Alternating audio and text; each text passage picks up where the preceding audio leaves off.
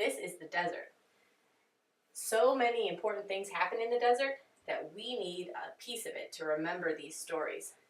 Today we are telling a really big story. It's the story of the great family, and Abraham and Sarah are the mother and father of the great family. So we have the great family and Abraham's box and Sarah's box to help us tell this big story. So the desert is a really dangerous place. The wind blows and it can sting your skin. There's hardly any water. So if you don't find water quickly, you could be so thirsty that you might die. Hardly any food grows, and it's very hot during the day and very cold at night. People in the desert often lived along rivers so that they could drink their water. And one of the most great and ancient cities in the desert was called Ur.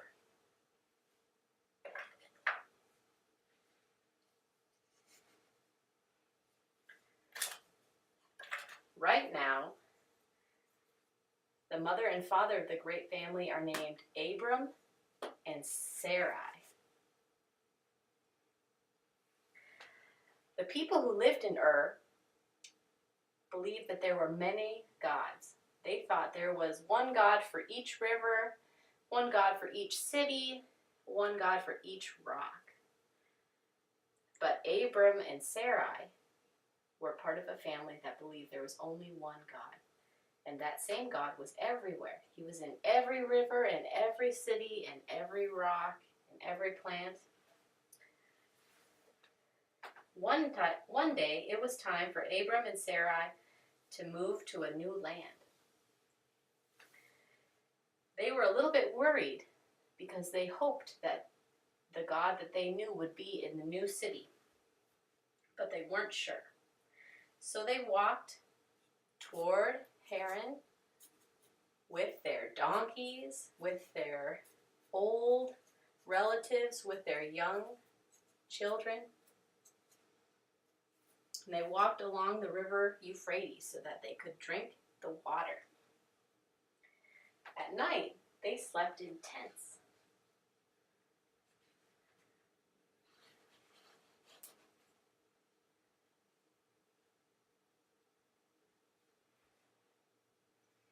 Sometimes, Abram would go to the edge of the desert to pray. He would look into the night sky and see all the sparkling stars. And Abram came so close to God, and God came so close to Abram, that Abram knew what God wanted him to do. God wanted Abram and Sarai to move even to a new land again. This time the land was called Canaan.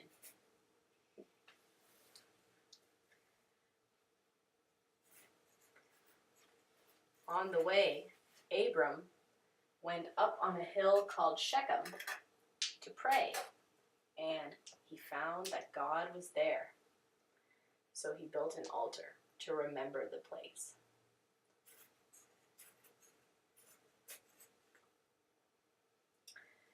A little farther, do you have a question?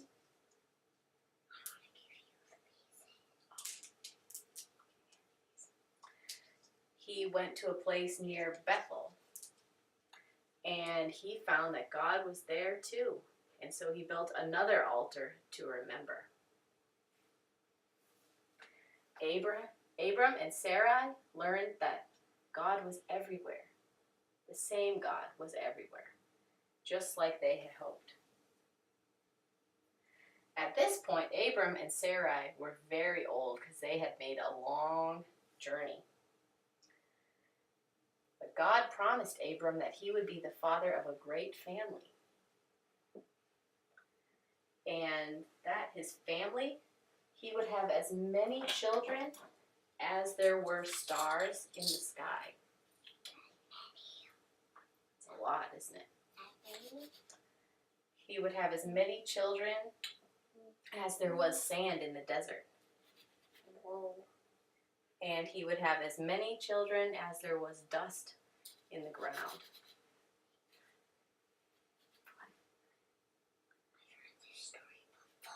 heard it? Well, let's see what happens. Abram and Sarai laughed. How could they have so many children when they were so old?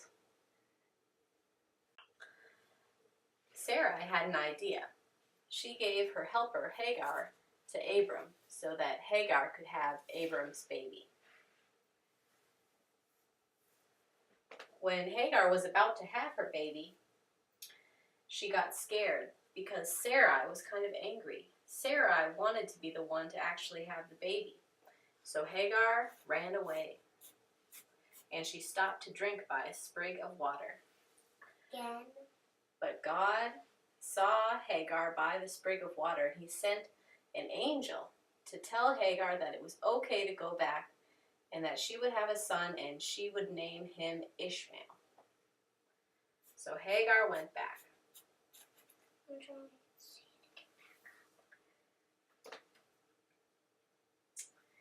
it. Abram and Sarai began to wonder if they would ever have a baby of their own. Hagar did have a son, and she did name him Ishmael. God wanted to show Abram and Sarai that he was going to be faithful and that they would have their own baby. So he changed their names, and Sarai became Sarah, and Abram became Abraham. One day, 3 strangers appeared in the desert.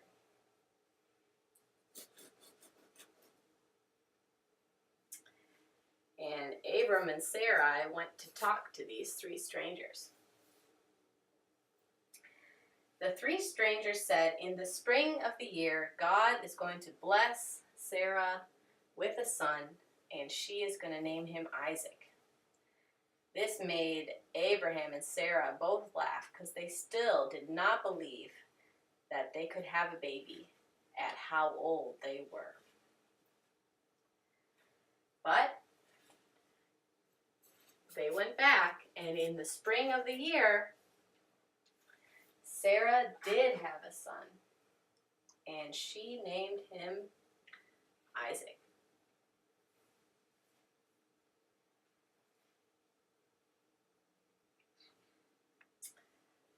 One day, when both of these boys had grown up a little bit, she saw them playing. And Sarah got a little jealous, and she realized that she did not need Ishmael anymore because she had Isaac. So she sent Hagar and Ishmael away. Abraham gave them some food to take with on their journey.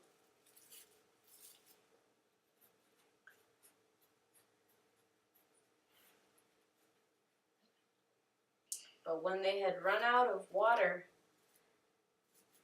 Hagar started to be afraid that they were going to die. But God saw them in the desert, and he saw how much they needed water. So God sent an angel with a cup of water. And Hagar and Ishmael and all of their family are still alive today.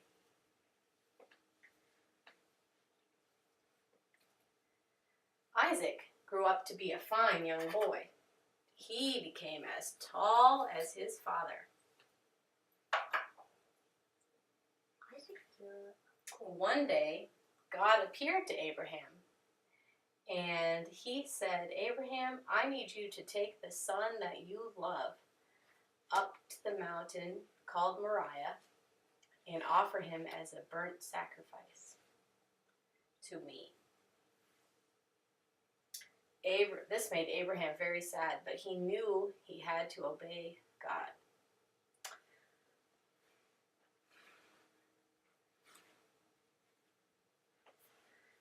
So together with Isaac, they went to Mount Moriah, and they took with them fire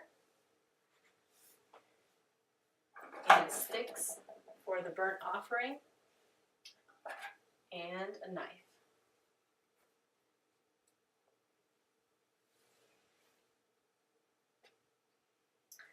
Isaac was a little bit confused, so he asked his father Abraham, "Where is the lamb for the burnt offering?" Abraham answered, "The Lord will provide." And when they got to the top of the mountain and it came time for the sacrifice, Abraham tied up Isaac.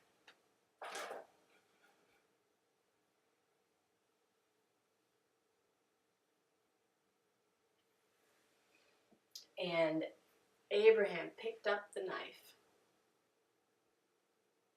But just before he was going to kill Isaac, God spoke to Abraham and said, "I see that you were going to obey me. You do not have to sacrifice your son.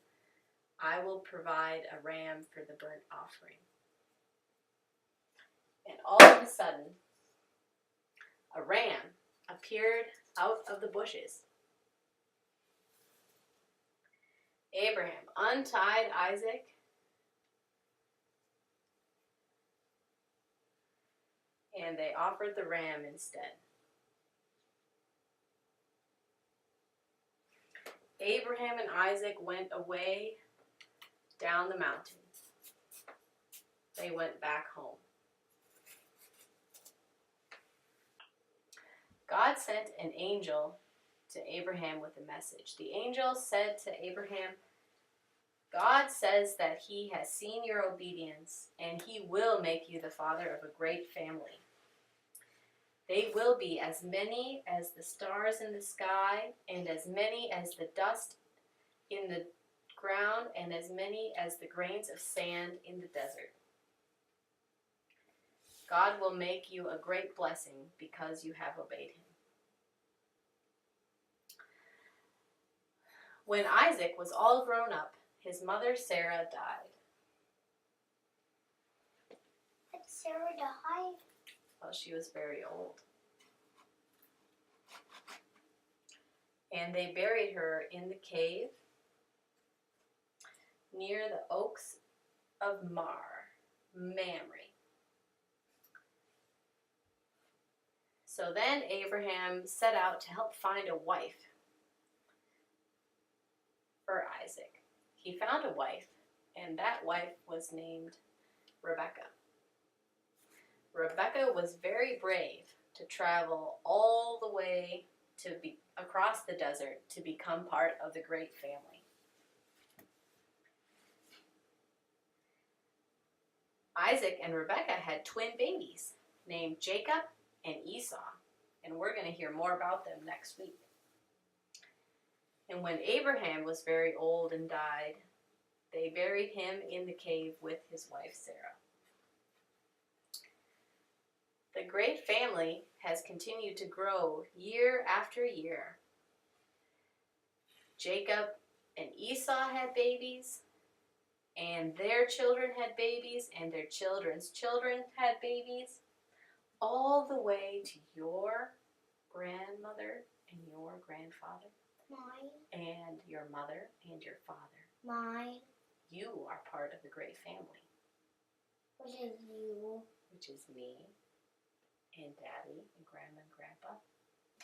So this family really is as numerous as all the grains of sand in the desert, all the stars in the sky, and all the dust in the ground.